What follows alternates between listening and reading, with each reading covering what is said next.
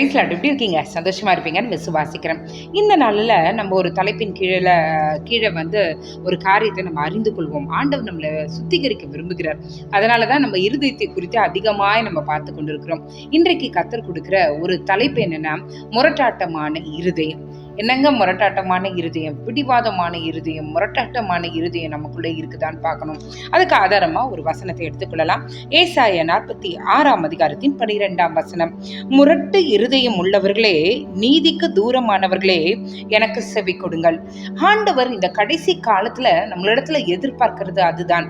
அவருடைய சத்தத்துக்கு கீழ்ப்படியணும்னு ஆண்டவர் எதிர்பார்க்கிறார். அவருடைய சத்தத்துக்கு கீழ்ப்படினோம்னா நாரெடின்னு நம்ம எல்லாருமே சந்தோஷமா சொல்வோம்.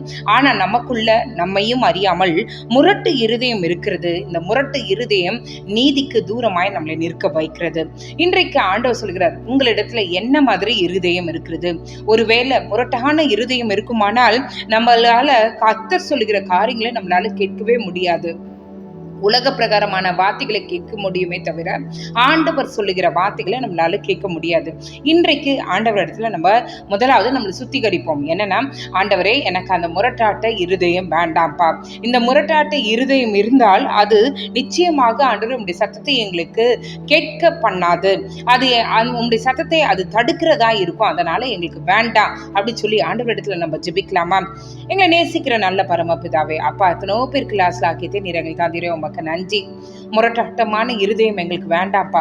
இந்த முரட்டாட்டமான இருதயத்தை கொண்டிருந்தால் நாங்கள் நீதிக்கு தூரமா இருப்போம். உங்களுடைய சத்தத்துக்கு நான் எங்களால் செவி கொடுக்க முடியாது என்று வசனம் ஆண்டவரே ரொம்ப சரியாய் தெளிவாய் எழுதியிருக்கிறது. ஆண்டவரே, எங்களையும் அறியாமல் எங்களுக்குள்ளே முரட்டாட்ட இருதயம் இருக்குமானால் தயவாய் மன்னித்து அதை ஆண்டவரே சரி பண்ணுங்க. ஆண்டவரே, அதை சீர்படுத்துங்க. ஆண்டவரே, அந்த முரட்டாட்ட இருதயம் வேண்டாம்ப்பா.